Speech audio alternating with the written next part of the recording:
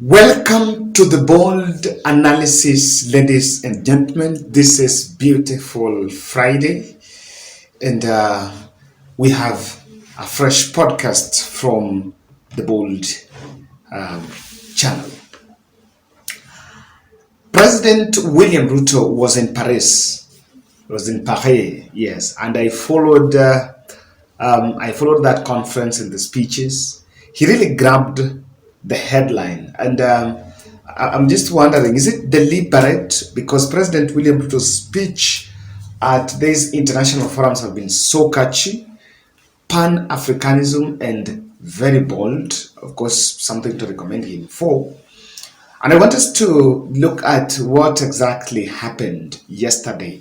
And I realize if you check the panel, in the panel, there were 4 members of the panel. That is President Ruto, Macron, French president, then one representing IMF, I think IMF director, and the other one is World Bank. And so President was representing the African track here. He was actually representing the voice of Africa in that conference.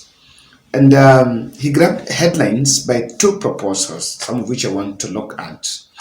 The push for debt restructuring and affordability of the loans to Africa compared to European nations.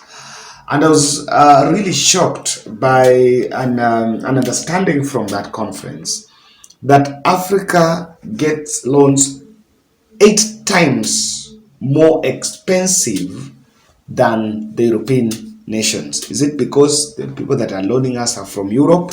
It is something to look at, and boldly confronted the World Bank and IMF on calling for a restructure and maybe looking at the need for an alternative global financing institution that will provide equal opportunities to the African countries, which is really something a welcome call. Why would we get into those shackles of debt traps, and they are more expensive?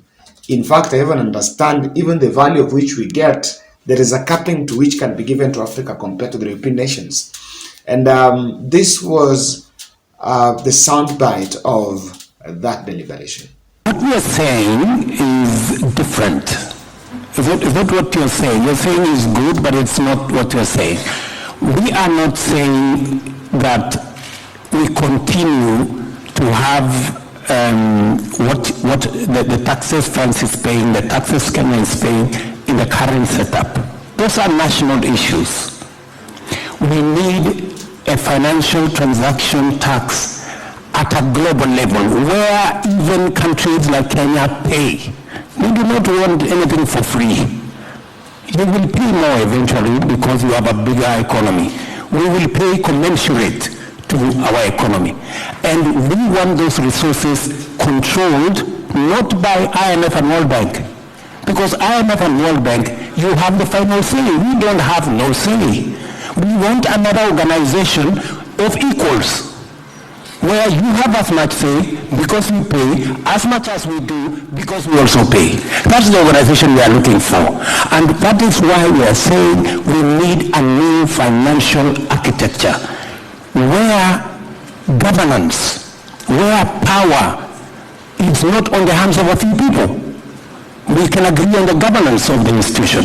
We can agree on the sharing of power so that all of us have access to resources that go to making sure, number 1, renewable energy.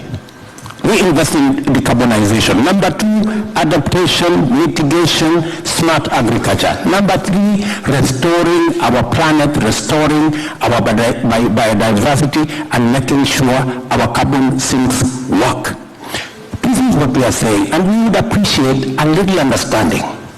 We want to be, we are talking the normal. If we continue talking the normal, Emmanuel, we will never solve this problem. If they give us 20 ideas and 5 work, we win. That's the idea. That's why I think Mark and Shriti can make us successful at the bank. And if we become successful on this topic, then maybe we make a little bit of progress towards your point there. So I cannot thank the two of you enough. It's not as though I don't have enough to do, but thank you. Our institutions have a huge responsibility to do what is necessary for the world of today and tomorrow. And that is translating, in my view, for the fund and for the bank, into a priority to change our mindset and understand that our mandates at their core are the same, but how we implement these mandates changes dramatically. Now, that was that confrontation in that panel. But if you watch that video, emotions were actually high by each leader trying to draw maybe his point on table. So I want us to look at that, and the other bit we are going to look at the second aspect that also played out. What was a position of Africa that Ruto also explained there.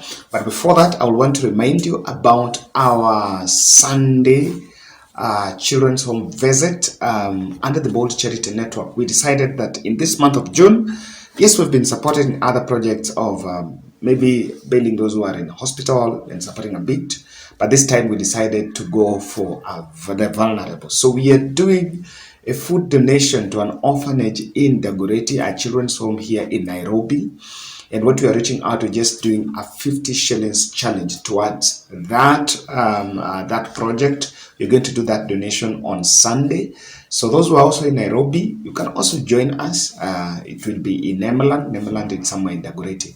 So you can reach out to me and I'll give you directions how you can get there. Kindly, let's support and may God bless you as we purpose to have PIN number there for those who are willing to plug in this noble cause.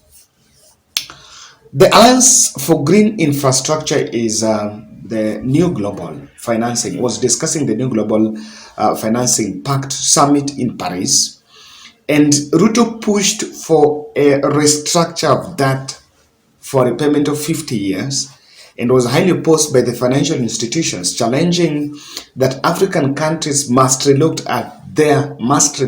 their fiscal policies. While I partly agree with restructure, but again, there are some things we must get right. Some of our problems are actually domestic, and we'll have to relook at that. But then let's first get the position of the president as far as of William Ruto representing Africa as far as this debt restructure is concerned. Our position, good people, is we do the following. Let us agree that the money we are supposed to pay for the next 10 years as repayment of debt, let us convert it into a new loan that is 50-year loan with 20-year grace period, so that you don't have a problem with your AAA rating. You can continue to have the AAA rating, but you don't have a problem with your shareholders because you haven't given away any money. You've just changed the structure, and we get both liquidity, we get it urgently, and we can develop our countries. For Kenya, for example, we pay $10 billion every year to service our debts. If I had $10 billion every year for development in Kenya, instead of paying debt, it would make a huge difference.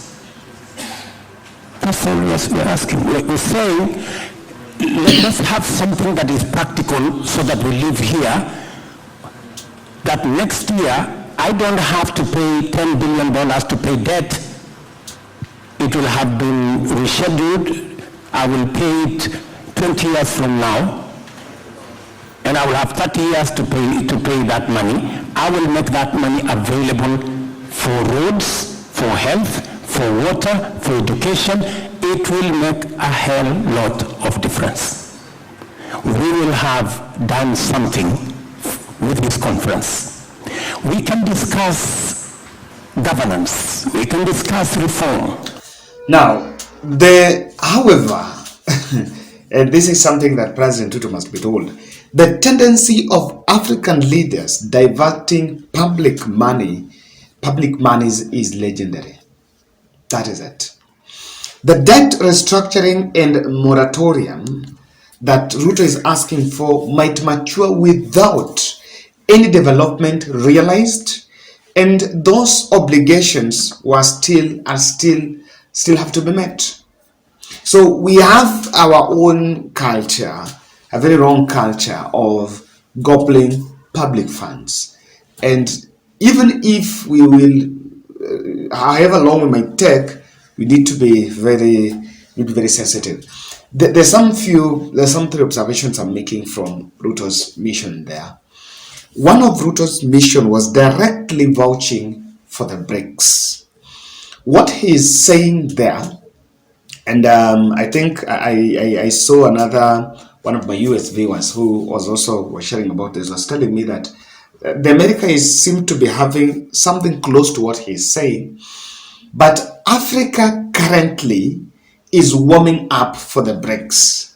This is the new economic bloc the new kid in the block, the economic bloc that is bringing Brazil, Russia, India, China, South Africa, and I think Saudi Arabia has also joined lately.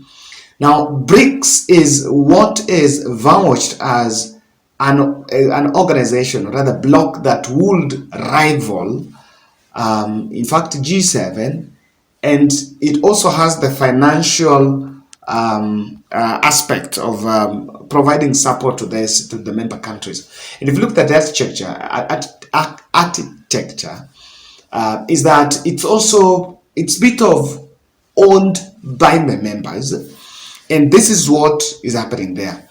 The William Ruto was largely also, it is a high likelihood that he was also sent to be on this, and nothing wrong with that. Over time, President Ruto has pulled the Pan-Africanist card, which works for him, especially at that global stage. Secondly, why am I seeing some reverse psychology on IMFs and World Banks? When he's coming out, number one, when he's coming out to say we need an alternative, not as the way, or rather opposing the way IMF and World Bank is working. Of course, I realized that the fellows that were representing the two institutions were a little bit irritated, and emotions flare there. There was some emotional, some very awkward moment there. But number one, does it mean that he's really pressed but has failed to say, and so he used the platform?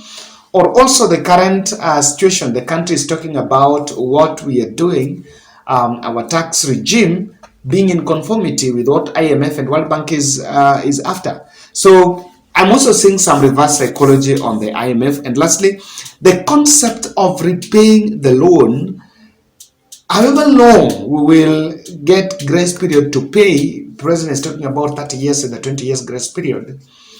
That's not the problem. If we can route our loans directly to development, then those development projects are going to help us repay the loan. And of course, but if we are going to take money and keep in some offshore accounts, or come here to masquerade as paying recurrent expenditure while we're just paying ghost workers, then we'll have to renegotiate even after 50 years to repay the loans, because there is no value for the debts we are taking. I think what Africa, and Kenya included, needs to consider is the prudent utility of the loan facilities. When we utilize, and the sovereign gets to understand and see the value of what we are borrowing, we'll not have a problem. But the disconnect is the fact that we talk about our fiscal policies at the global stage, and we speak about how we tend to be pursuing national interest, but back home, when those billions are rolled in our accounts, they don't get to do the jobs or the development that are supposed to. In this country, we have very clearly spelled out policy that debts are anchored on our appropriation development. They're supposed to go for development. For some time, we cannot get to understand where we're taking the loans. So I think at that global stage, Ruto is very right vouching for, but unless we fix our problems here, the structure, or rather the tendency of African leaders diverting public money is legendary. And if we can't do that, if we can't get that right, then we have a long way to go. Thank you.